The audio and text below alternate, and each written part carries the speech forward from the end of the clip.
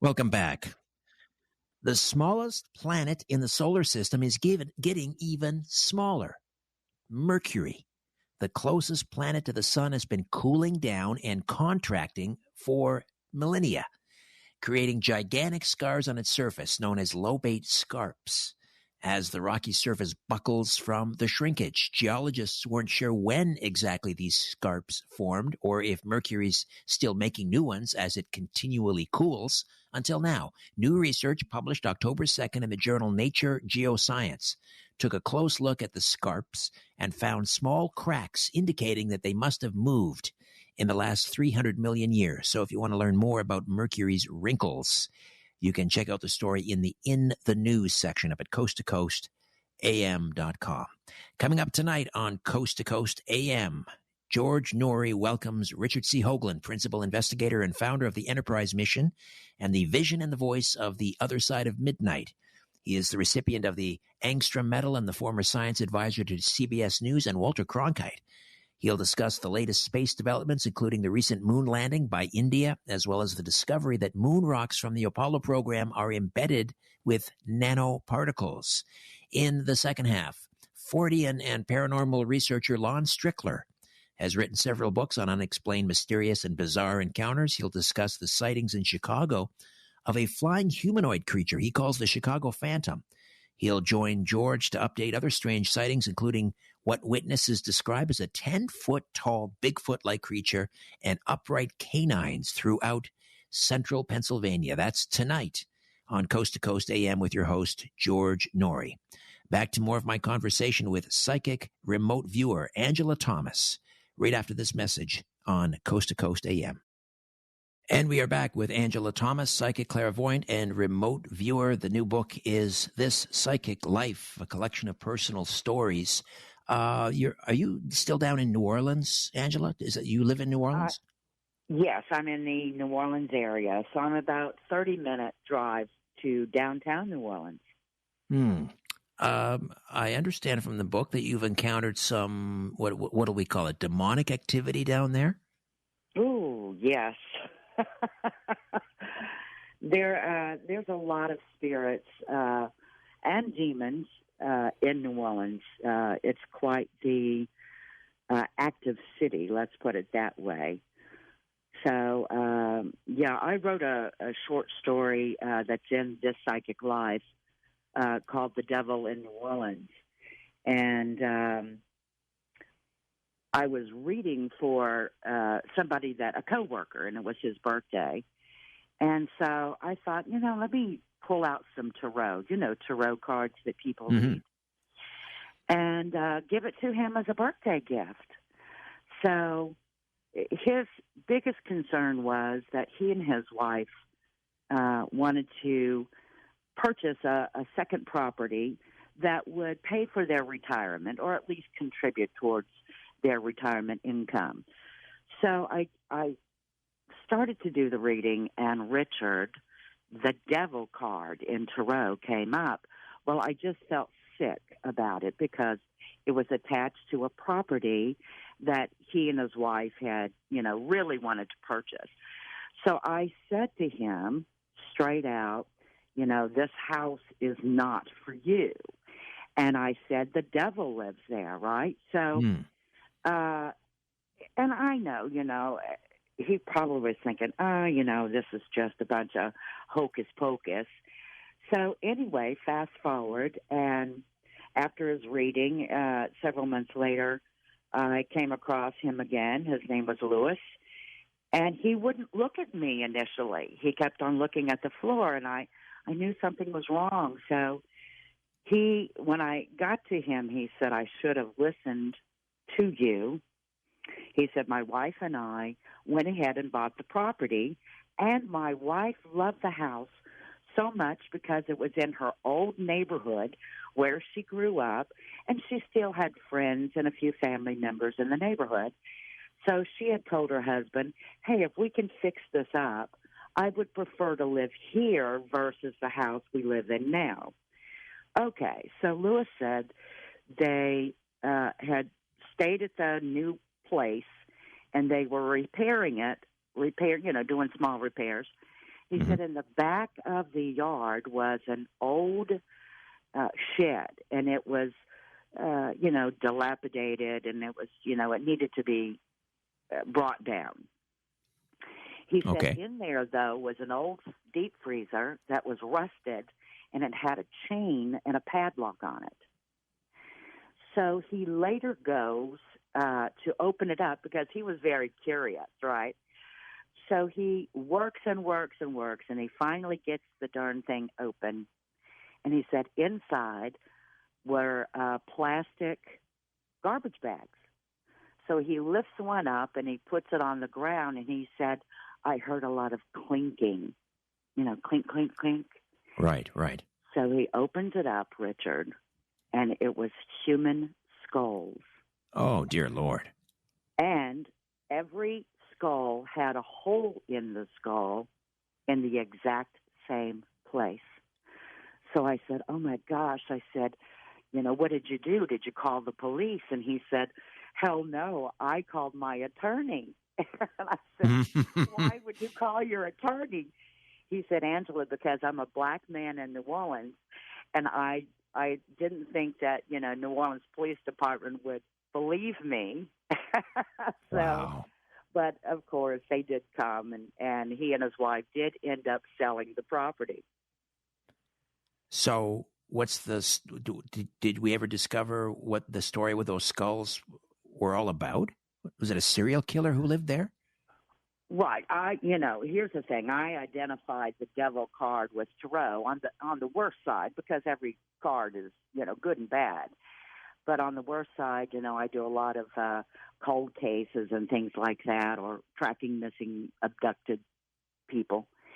And so the devil card to me is one that commits felonies and murder and, all of the bad, rapists and things of this nature. So when I saw that devil card initially in that reading, I knew that this is pretty serious, that either A, the house was extremely haunted, or B, that the energy of a serial killer or a murderer or, a bad person was there. And so, of course, I learned later that there had been a bad person there killing people and collecting their skulls. Yikes. So I got to ask you about this one is in the book as well, and it has to do with horses, thoroughbred horses. And I guess a man, is he receiving these messages through the horses? No. Actually, I was having lunch with this man, and it was really a business meeting, a business lunch. And so we were in the normal chit-chat, throughout lunchtime. And I hear, so, I'm highly clairaudient, and I'm hearing and seeing visually thoroughbred horses. And so, long story short, I say to this man, I know about the horses. That's what I was hearing. I know about the horses. And he went ballistic. And, he did not like the message that I was giving him.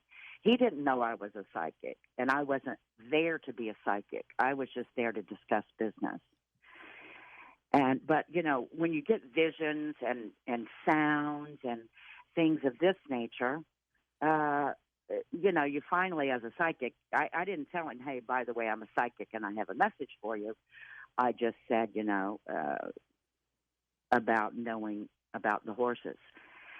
So he went ballistic because, Richard, he had thoroughbred horses, and somebody lit the stable up the night before the races. Oh, dear. And the horses burnt to death. And he thought I was sent by, I guess, because he was a Sicilian guy, and kind of mob-like kind of guy. And so I guess he thought I was sent to be a messenger, like, hey, I know about the horses, or I had no right. idea. I had no idea about the history of that. But he actually did have this meltdown in the restaurant, screaming. I thought he was going to physically attack me. But he didn't physically attack. Thank goodness there was a manager of the restaurant, a few other people that kind of prevented that from happening. But he just, then as he's leaving, he's crying and saying, that his horse is burnt up, and it was just awful, just awful. That's terrible, horrible. Well, I don't even know, I don't know what the point of that incident was. Why would spirits show me that and keep on persisting, right? So why would they persist? They know how psychics work, and they know you individually. So maybe it was just like, hey, heads up, Angela, this is what this guy experienced. And maybe I wasn't supposed to say it, but I felt compelled to say something about the thoroughbred horses. Or you were just picking up that energy.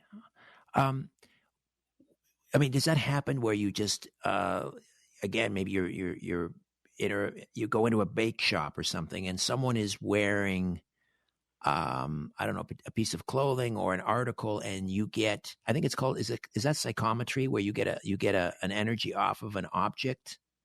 Yes, you can, you can touch an object or be close to an object, or even, online you see digital photos, and really the energy of an individual is captured in those photos. So you can read the energy or touch it or hold the item. And that is psychometry, yes, absolutely. And that's something that you do? I do psychometry, yes. But I don't do it as often as, I guess that I would like, because I don't see too many people in person any longer. But, I did at one time teach live psychic development courses. Now I just teach them online. And anyway, in psychometry, I was at a shop with, so many students, and the shop owner took part of the classes, and so she became very challenged, like, oh, yeah, you can do this. Well, she says in a terrible way, oh, yes, well, why don't you demonstrate this, Angela? She's thrown down the gauntlet. Yeah, so I thought, okay, yes, I'll do that. I said, look, it doesn't always work, but, so she said, I'll be right back. So she came back with a silver spoon, and it was an antique silver spoon. And there was one student that had missed class, and so I had an empty chair right beside me. And suddenly, Richard, I feel the presence of a woman in spirit. And I hear her say to me, her name is Rose. Hi, I'm Rose. So I'm holding this spoon, and I start to get visions of like a Victorian 2-story house. I see the interior of the house. I see the spirit woman when she was alive with an older woman, but her table was one of those long, if you remember, people used to have these very long tables to accommodate a lot of, diners or guests. And it was covered in this most lovely linen and porcelain, etc. So I start to talk about Rose and what I just shared with you, and I kept on hearing something about Richard. And so when I was finished, she said, did I tell you about that spoon? And I said, no. And she said, well, my friend Richard gave this to me because she collects spoons. And he said that this was my Aunt Rose, who lived in a Victorian house, lived with her elderly sister, and they would have tea. I did mention tea that they had every day in the afternoon, that he, as a child and growing up, would go over to Aunt Rosa's house and they'd have tea and all this kind of stuff. So, you nailed it. absolutely. I mean, yeah, but it was a metal piece, and metal has a tendency of holding more energy than, let's say, a wooden object or whatever. But psychometry is very powerful. I actually teach a photo psychometry workshop where one can gather information about a place. Let's say if they're trying to, maybe interested in buying a piece of property, or if they're dating somebody, or they're looking at a potential candidate or whatever. So you can get information just through photo psychometry, whether you're touching the photo in person or seeing a digital image of that individual. Interesting. And how do people get in touch with you to take that course on psychometry? They simply go to Psychic Angela Thomas and look under Educational Services, and they will see, a workshop link. And that's where I've got an upcoming, this Saturday, I've got an upcoming 2-hour workshop called Psychic Self-Protection. And listen, you don't need to be a psychic just to have self-protection, Richard. People that go out in public, or they're with friends or family or neighbors or whatever, they are literally picking up the energy of other individuals. And if that individual, let's say, that is sharing space with someone, if they're depressed, you may be the happiest person in the world, and then all of a sudden you go, I don't know why I'm feeling so sad. Or I'm sure that you've experienced this before. Maybe you're talking to an individual and you're getting headachy, right? Oh, God, I got a headache coming on. And so you're talking to that person, and that individual would say, or you might say, gosh, I've got a headache. And that person goes, me too. Or if you say, my back is aching, me too. Right? It's always a me too behind that.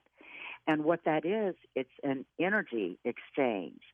So people, they can do a self-protection, and there's many ways of doing that, by the way, whether you're a psychic or not. We'll get into that on the other side. We'll take a quick, Angela, sorry, we'll take a quick time out here, come back, and I'll ask you some more about how, self-protection. I married into the Greek culture, which I love. A lot of people in the Mediterranean believe in this concept of an evil eye, which sounds like a little bit like what you're talking about. So we'll pick up on that point when we come back, and we'll also open up the phone lines and we'll take a few calls for some readings. We'll need a name, the month, and the day of your birth, and also a quick question. Nat King Cole taking us into the break with Coquette right here on Coast to Coast AM. Welcome back. The I-4, which is in Daytona Beach, Florida, the I-4 is known for its traffic jams, endless construction, and crashes. But is it haunted? Well, legend has it that at least one stretch is by the St. Johns River Bridge, which connects Seminole and Volusia County, and the spooky history dates back to the late 1800s. The story goes that a group of immigrants who were Swiss and German settled on land near the bridge. That colony was plagued with tragedy, including yellow fever, and there was a cemetery there to honor their loved ones. It's a cemetery that presumably got mowed over when the I-4 was built decades ago. Ever since then, there's been something there that people say is causing accidents. People say it's bad luck. Varney Pierce says with Seagreen's Haunted History Museum. Right down the road in Cassadaga, the spiritualist community, they hear firsthand accounts all the time. Tina Green owns the Haunted History Museum and says that stretch of I-4 even has a name.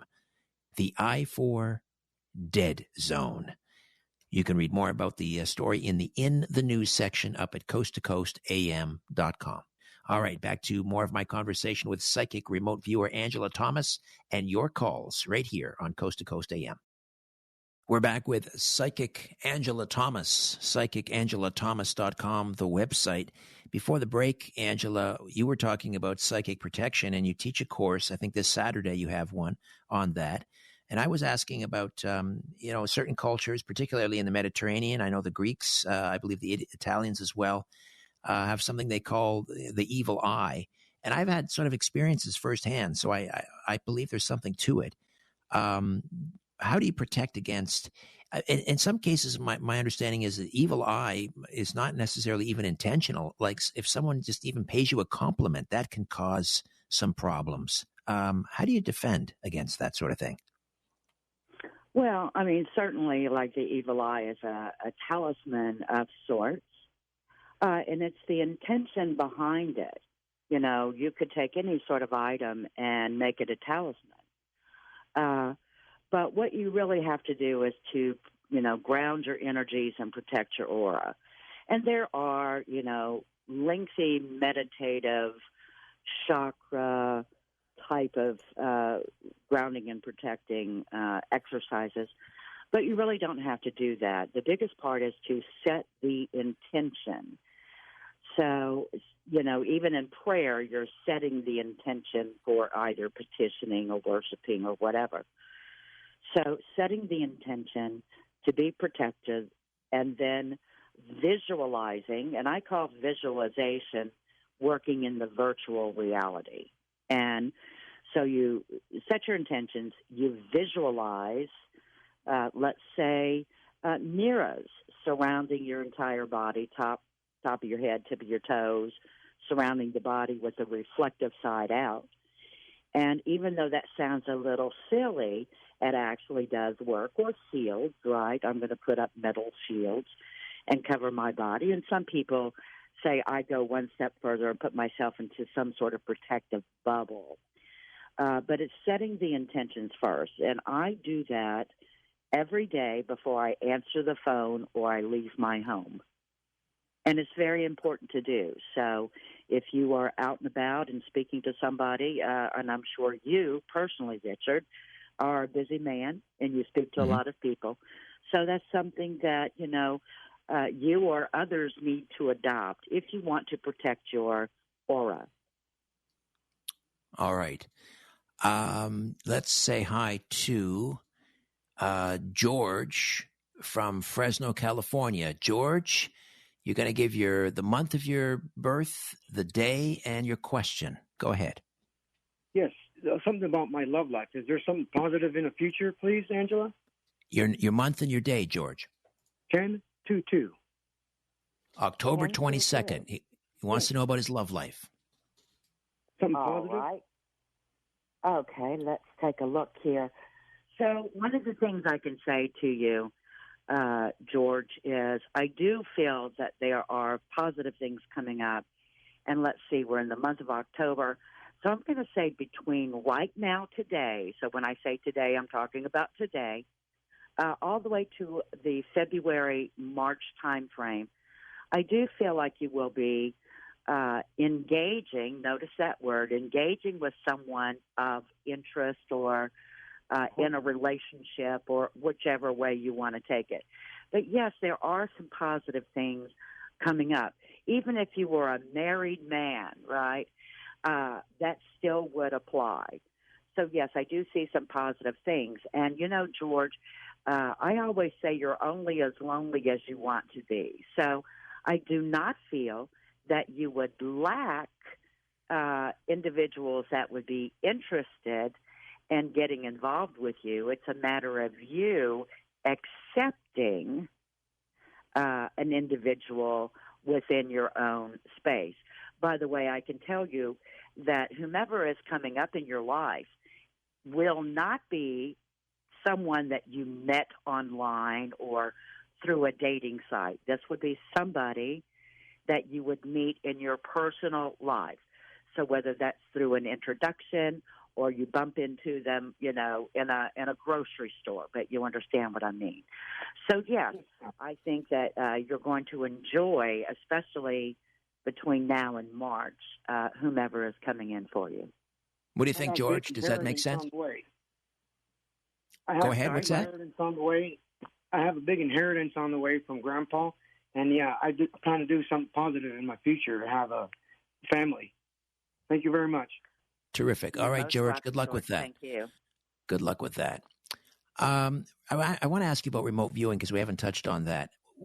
I mean, I've dabbled in remote viewing. It's just, I sketch, I have impressions and so forth, and I've done it live on the air while I'm conducting a radio show, which is not an ideal situation. But I've had some. No, it's not.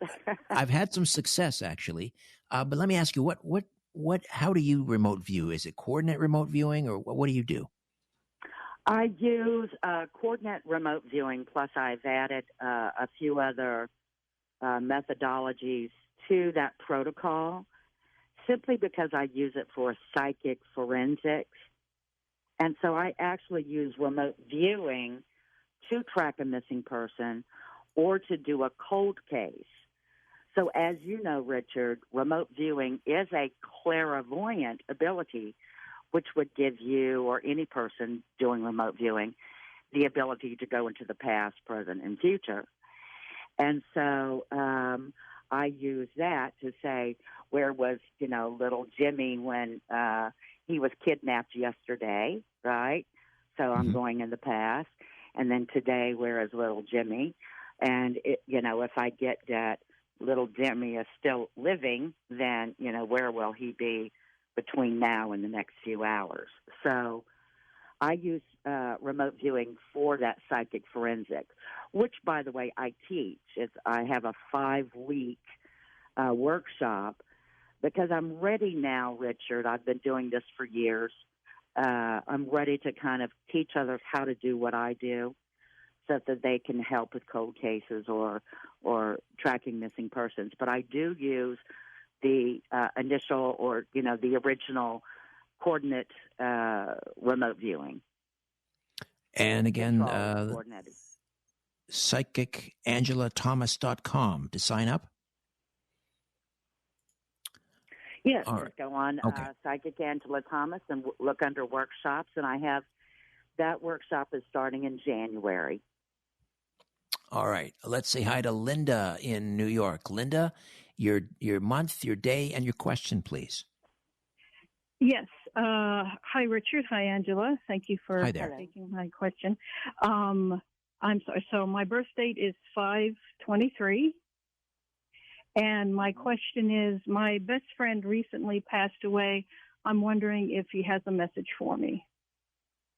Well, unfortunately, I do not do my, psychic mediumship. Oh. But I'd be happy to answer any other question that you may have. Okay. Do you see me moving into a new apartment next year? I actually do find that you're going to be moving into a new place. Mm-hmm. So notice how I said place and not specifically apartment. I do feel like there is an alternative to an apartment, so whether that's a condo or a house. Okay. But yes, I do. In fact, it would not surprise me that you are in another place before August of 2024. So absolutely, I do see the move, and I love that for you. And by the way, I feel even if you go, hey, when my lease is up, I'm going to move, right? Because it doesn't take a psychic to say that, that is a high potential.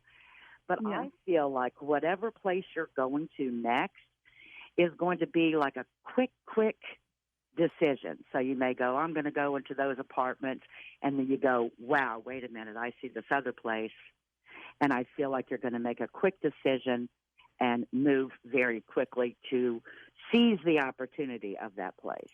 Do you know if it'll be in Manhattan? I would say I can't say that. I can't say if it's going to be in Manhattan or not. And I'm not going to lie and make things up for you. I'm not really getting a Manhattan feel, but that doesn't mean that you're not going into Manhattan. But I can say absolutely you are moving. Okay. All right, Linda, good luck with that. All the best. Thank you. Thank you. Angela, I want to ask you about one more story from the book. and it has to do with the angel of death. Oh, yes, yes. So, I'm a big believer in the angel of death, and I've had several dreams that involve the angel of death. I've been attacked in my dreams physically and woken up in pain from an angel of death.